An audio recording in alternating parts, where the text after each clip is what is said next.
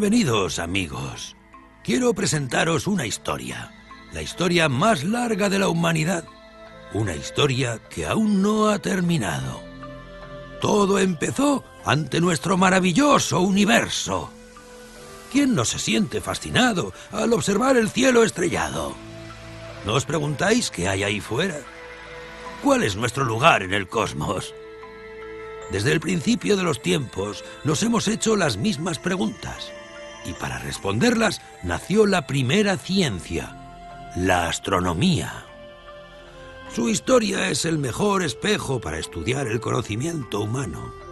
Y algunas etapas de su desarrollo han sido verdaderos hitos que han tenido influencia en todas las áreas del saber. Y muchas personas, entre las que humildemente me encuentro, hemos contribuido a desarrollarla. ¡Disfrutad del espectáculo!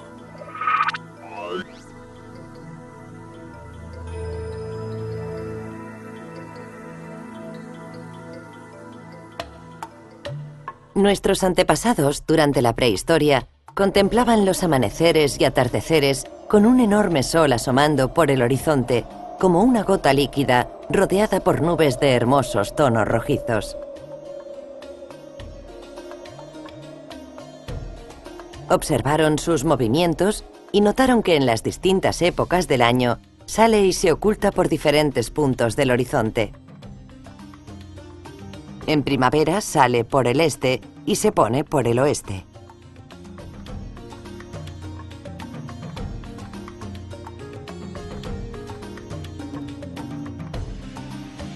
En verano sale y se pone un poco más al norte.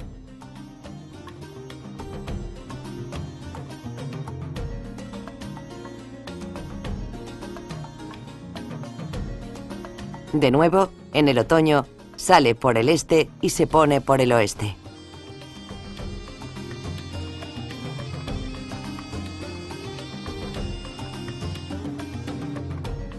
Y en el invierno, sale y se pone unos grados más al sur.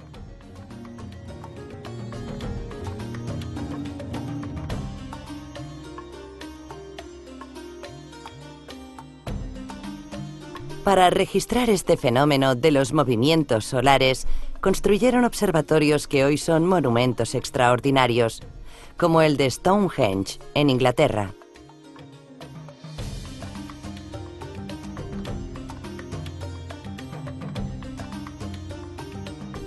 Allí se pueden ver las columnas de piedra de gran tamaño que utilizaban para alinear la salida o la puesta del sol en las distintas épocas del año.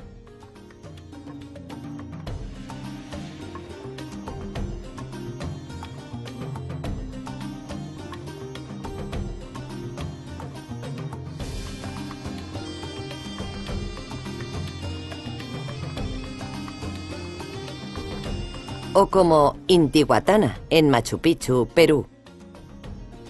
Una estructura monolítica utilizada en la antigüedad para predecir y medir los solsticios y equinoccios, es decir, las estaciones, y por ende, los tiempos de siembra y cosecha.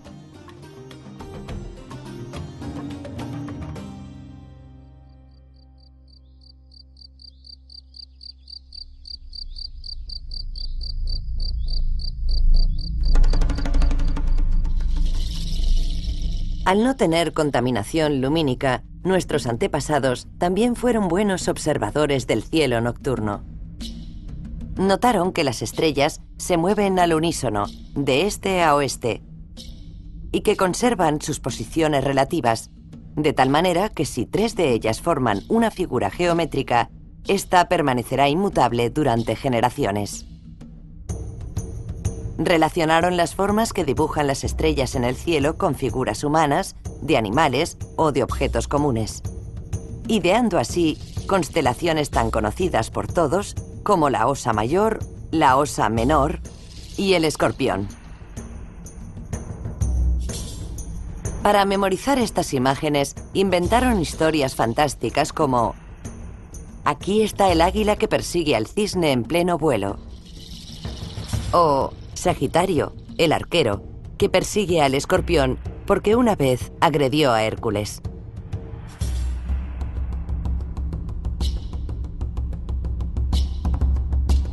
Además de ser fuente de historias imaginarias, el cielo sirvió a nuestros antepasados para propósitos prácticos.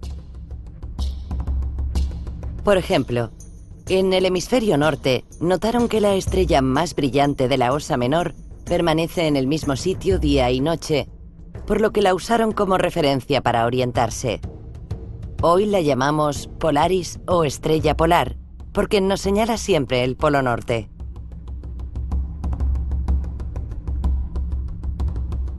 En sus observaciones nocturnas hicieron un descubrimiento extraordinario. Hay unos pocos puntos brillantes que no conservan su posición, sino que se mueven en el cielo pasando de una a otra constelación a lo largo del año. Los griegos los llamaron planetas, que quiere decir errantes, por sus sorprendentes trayectorias por medio de las estrellas. Y en esa libertad de deambular por el cielo, los antiguos vieron un poder divino, por lo que a los planetas se les asignaron nombres de dioses romanos. Por ejemplo, Marte, el de la guerra; Saturno, el del tiempo; o Júpiter, por su mayor tamaño, el dios de dioses.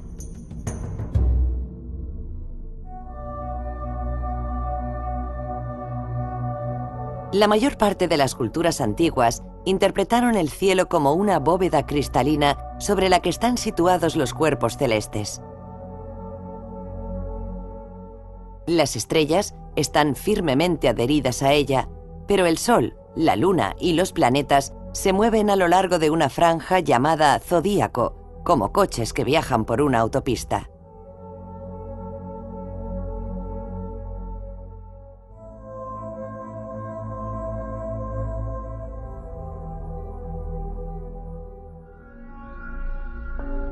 El Sol conserva su posición siempre sobre la línea central de esa banda, mientras que la Luna y los planetas se mueven, algunas veces por encima y otras por debajo.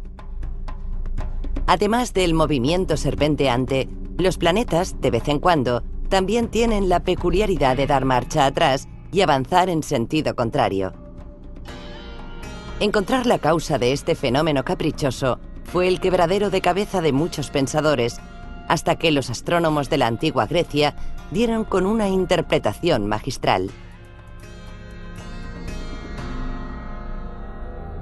Pensaron que los planetas no se mueven sobre la esfera cristalina, sino sobre un círculo centrado en ella, denominado epiciclo. Así pues, los planetas están unas veces por fuera de la esfera, viajando en el mismo sentido que el resto de las estrellas, y otras por dentro de ella, viajando en sentido contrario.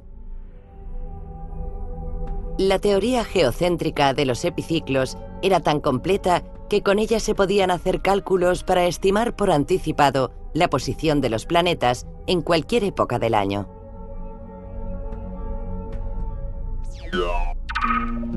A pesar de esta teoría, ingeniosa pero errónea, los sabios del período clásico, con sus análisis, cálculos y razonamientos, lograron alcanzar conocimientos sorprendentes. Por ejemplo, en el siglo III a.C., Eratóstenes logró medir con cierta exactitud el diámetro de la Tierra, sin disponer de tecnología y sin salir de los límites de Egipto.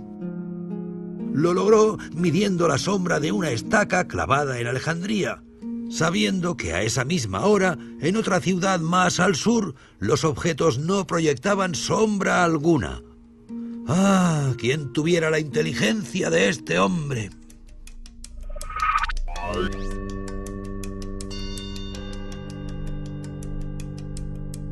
En el siglo II después de Cristo, el astrónomo alejandrino Claudio Ptolomeo desarrolló ampliamente la teoría de los epiciclos. El llamado sistema tolemaico era tan complejo que muy pocas personas en el mundo lo comprendían en su totalidad. A pesar de ello, llegó a ser dogma de fe en la religión católica y fue aceptado por todos durante más de 1000 años. Fue una época en la que el conocimiento científico apenas avanzó y muchos de los descubrimientos de la antigüedad quedaron ocultos para el mundo cristiano. Durante ese periodo, Los árabes se encargaron de conservar los conocimientos astronómicos legados por los antiguos babilonios, egipcios y griegos, y desarrollaron algunos instrumentos como el astrolabio. En 1543, un canónigo polaco llamado Nicolás Copérnico se rebeló contra el modelo geocéntrico de Ptolomeo por la gran dificultad que presentaba a la hora de hacer cálculos matemáticos. Lo estudió con detenimiento y concluyó que tenía un error de base, así que propuso una interpretación más sencilla. La esencia de su sistema está en que la Tierra no ocupa un lugar central en el universo, sino que pasa a ser un planeta más que gira alrededor del Sol, y es este el que se encuentra en el centro del universo. Esta afirmación, en un mundo dominado por el poder religioso, podía ser considerada blasfema. Pero a Copérnico no le afectó, porque cuando al fin publicó su teoría, ya estaba en su lecho de muerte. Sin embargo, su enseñanza y difusión fueron prohibidas y sus seguidores perseguidos por la Inquisición. A pesar de ello, en 1582, la Iglesia, que fue una de las principales opositoras, realizó la reforma gregoriana del calendario, con cálculos basados en ese sistema.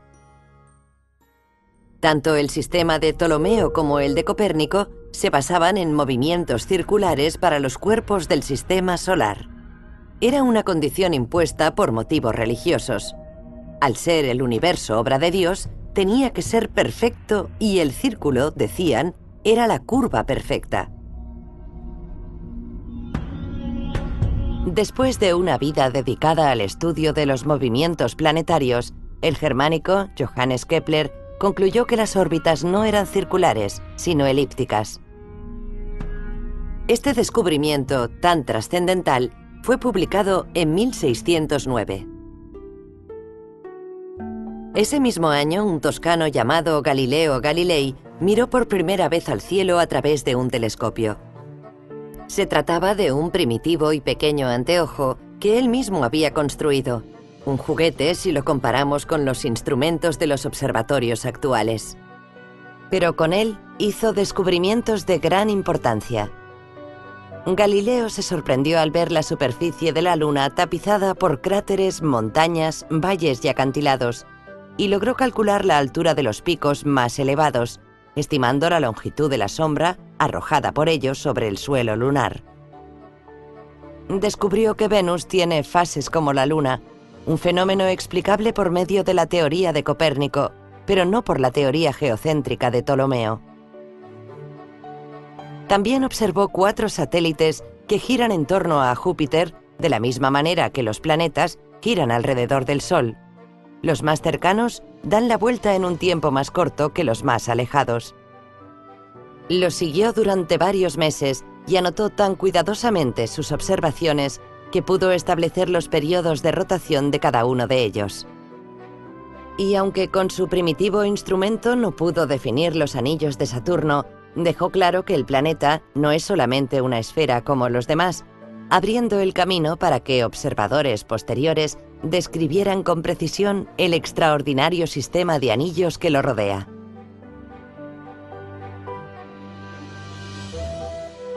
Encontró manchas oscuras en el Sol y demostró con argumentos, unos lógicos y otros derivados de la observación, que ni eran ilusiones ópticas ni cuerpos externos que pasaban frente al disco solar, sino verdaderas manchas pegadas a su superficie, contradiciendo así el postulado aristotélico de que los cuerpos celestes son inmaculados. Descubrió que la Vía Láctea no es una mancha lechosa, como se creía desde tiempos inmemoriales, sino que está compuesta por innumerables estrellas tan débiles que no pueden distinguirse a simple vista. Sus descubrimientos fueron un estímulo para que muchos observadores se dedicaran a fabricar sus propios instrumentos, y se inició así una etapa de perfeccionamiento del telescopio y de la aparición de nuevos y mejores observadores del cielo. En poco tiempo, se construyeron instrumentos tan potentes que permitieron cartografiar la Luna con gran definición, descubrir satélites en torno al planeta Saturno y ver detalles tan difíciles como una división en sus anillos. Hasta ese momento, la astronomía se había limitado a analizar y estudiar los acontecimientos del cielo, en tanto que la física hacía lo propio con los fenómenos terrestres. En 1687, los cimientos de este modo de pensar fueron sacudidos con la publicación del libro Principios matemáticos de filosofía natural, de Isaac Newton.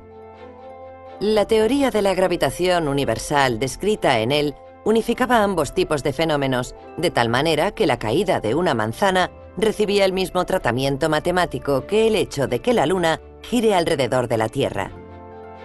Este fue un hecho trascendental para el pensamiento humano, pues al igual que Copérnico apartó la Tierra del centro del universo, ahora Newton le negaba un especial tratamiento físico de los fenómenos y la ponía en igualdad de condiciones con los demás cuerpos celestes. Poco tiempo después de publicar la ley de la gravitación universal, Newton presentó ante la Real Sociedad de Astronomía de Londres un telescopio de diseño revolucionario. La luz no atravesaba lentes, sino que era reflejada por un espejo cóncavo hacia otro espejo plano, inclinado, que a su vez reflejaba la imagen hasta la lente ocular.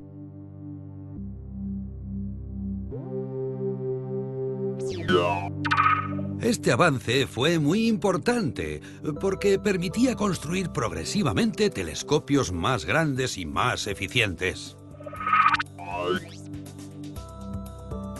La motivación para estudiar el cielo no era solo el ansia de conocimientos, sino también era de tipo práctico. El observatorio de Greenwich, por ejemplo, se fundó en 1675 para desarrollar un método astronómico que les permitiera a los marineros conocer la longitud en la que se encontraban, esto es, la posición con respecto a los meridianos. La latitud, la altura con respecto al ecuador, era mucho más sencilla de determinar por la altura en que se hallaba la estrella polar.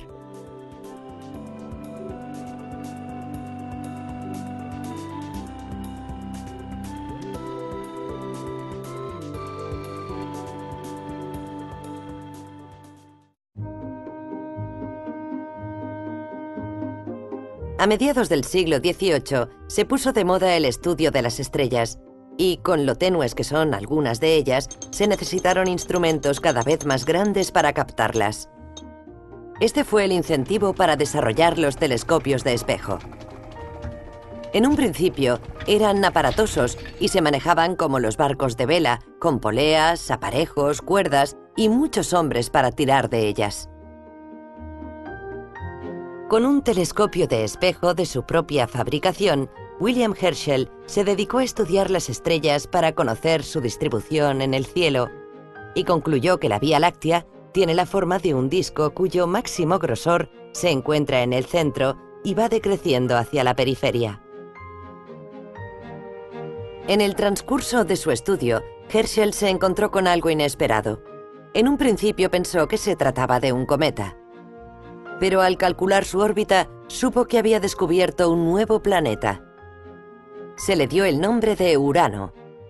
Este descubrimiento se convirtió en uno de los acontecimientos más grandes de la historia de la astronomía, porque nadie había descubierto nunca nada parecido.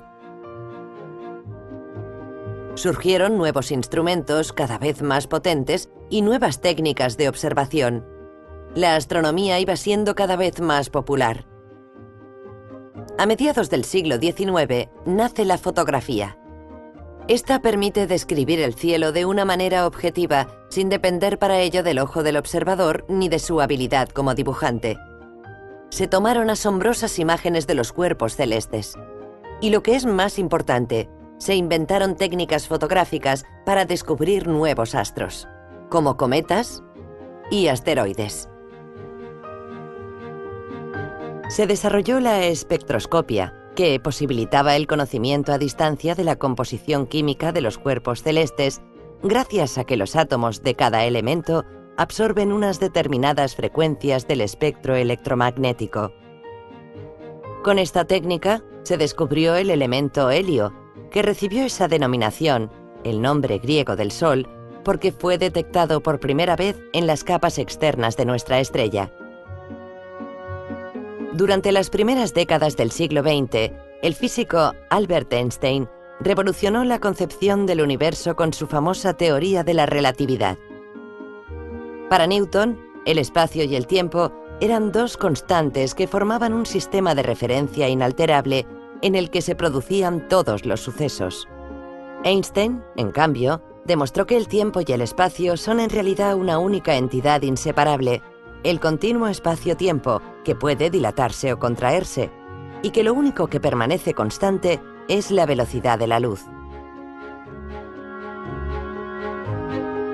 Además, enunció que la gravedad no era una fuerza entre cuerpos, como la formuló Newton, sino una consecuencia de la deformación del espacio debido a la presencia de la masa. A escala humana y planetaria, las teorías de Newton y las mías ofrecen resultados equiparables. Pero no así en otros ámbitos, como en los llamados agujeros negros, o como en el mundo subatómico, donde la mecánica de Newton resulta insuficiente para explicar los increíbles fenómenos que allí se producen.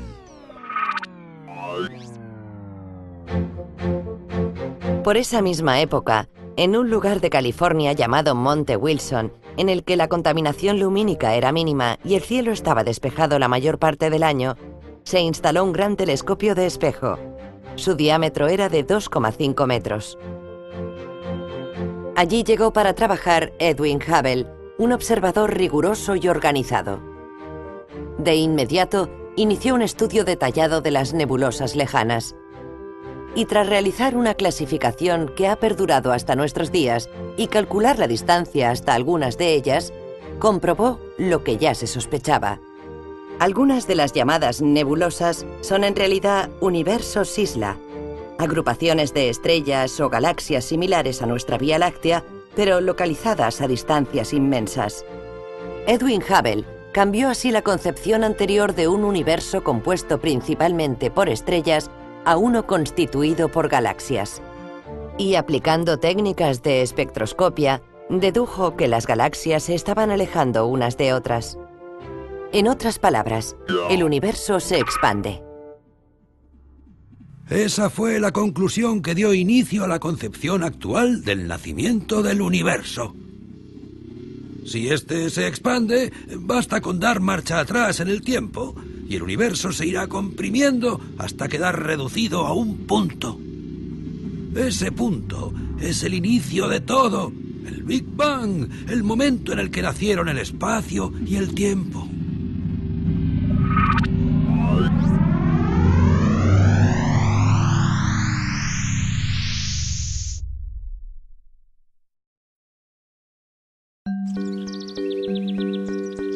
En 1931, el físico estadounidense Carl Jansky descubrió que la Vía Láctea emite ondas como si fuera una emisora de radio y que era posible detectarlas. Lo consiguió construyendo su propia antena, una enorme estructura de tubos y alambres montada sobre neumáticos de automóvil, a la que llamaban el carrusel de Jansky porque giraba como un tío vivo. Su hallazgo fue el inicio de la ciencia de la radioastronomía y el comienzo de la observación del cielo en franjas del espectro electromagnético alejadas de la luz visible. Hoy, además de ver el universo y de captar sus ondas de radio, podemos estudiarlo por medio de la astronomía de infrarrojos, con radiografías de los cuerpos celestes obtenidas a partir de rayos X, valiéndonos de los rayos ultravioleta y detectando las radiaciones gamma de alta energía. Estas nuevas ventanas del universo nos han permitido descubrir objetos y efectos cósmicos exóticos que no se detectan por medio de la luz visible. Hoy en día, por ejemplo, podemos escuchar la explosión del Big Bang, el denominado fondo de microondas, que no es otra cosa que el eco de los primeros instantes del universo. O detectar los cuásares, que son fuentes de radio muy lejanas capaces de producir una energía equivalente a la de billones de soles. Podemos observar los púlsares, enormes peonzas del tamaño de planetas. Giran a velocidades de vértigo, más de 500 vueltas en un segundo, y emiten rayos intermitentes como las luces de un faro. Lógicamente, no todos los púlsares son detectables, sino tan solo aquellos que emiten en nuestra dirección. También hemos sido capaces de localizar los agujeros negros. Sus asombrosos campos gravitatorios atrapan todo cuanto encuentran en su camino, incluso la luz, por eso no pueden verse. Y de descubrir planetas que giran alrededor de estrellas lejanas y que pueden formar parte de sistemas solares como el nuestro. En la actualidad, contamos con telescopios de gran tamaño, como el Gran Telescopio de Canarias, con un espejo de más de 10 metros de diámetro.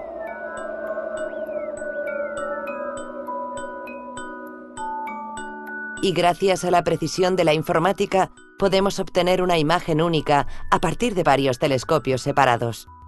Como en el Observatorio Europeo del Hemisferio Sur, situado en Chile, donde 4 telescopios de 8 metros combinan su luz a través de un complejo sistema de túneles y espejos para formar una sola imagen, tan nítida como la de un solo telescopio mucho más grande. Pero la atmósfera es un filtro que impide el paso de la mayor parte de las radiaciones del espectro electromagnético.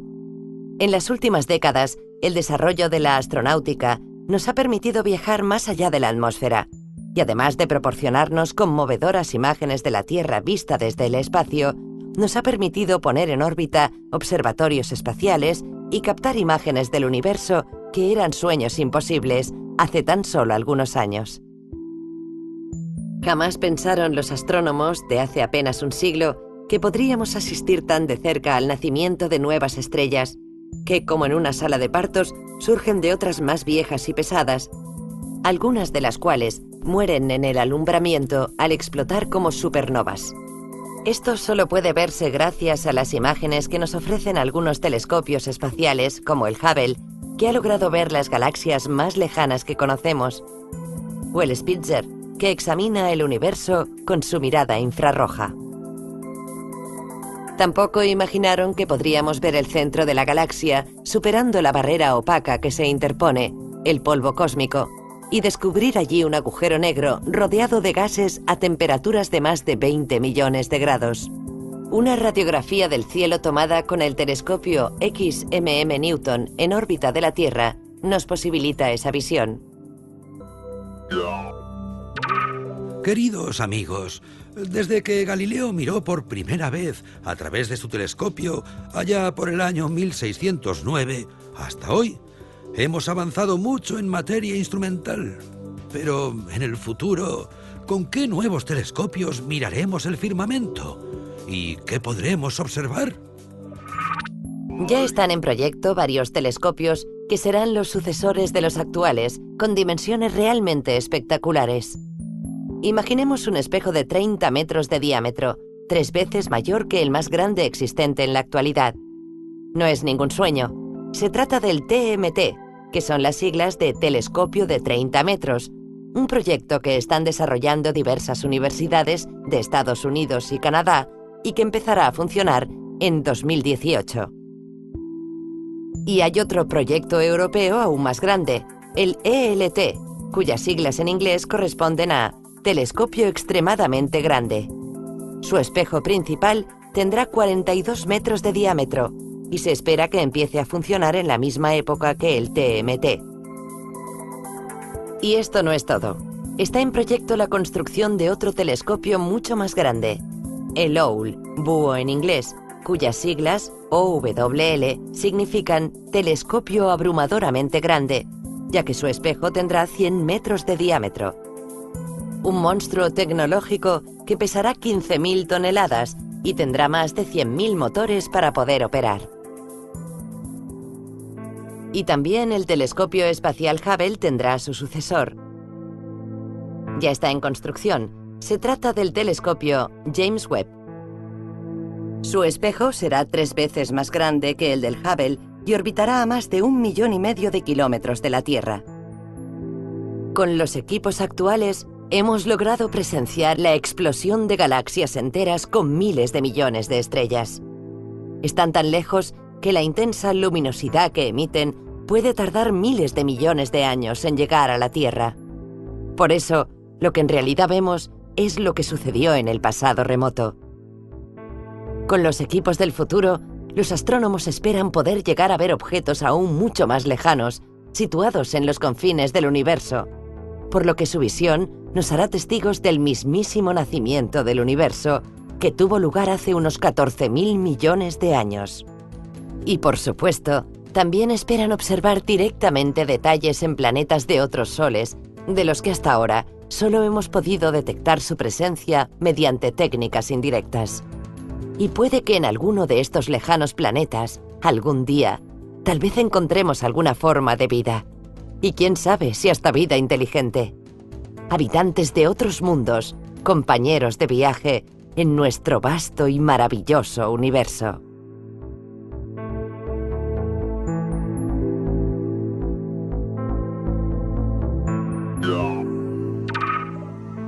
Como habéis visto, la ciencia de la astronomía ha recorrido un largo camino en su historia, pero aún queda mucho por descubrir.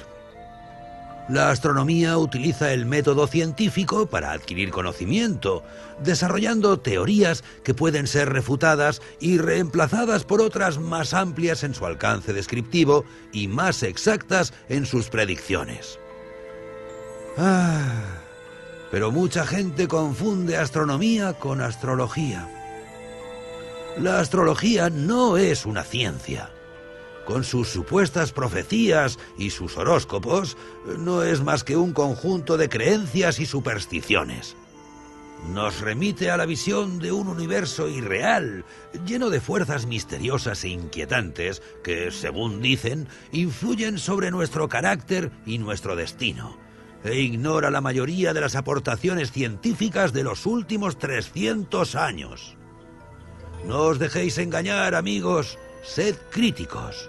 Y recordad, esta historia continúa, no dejéis de mirar las estrellas.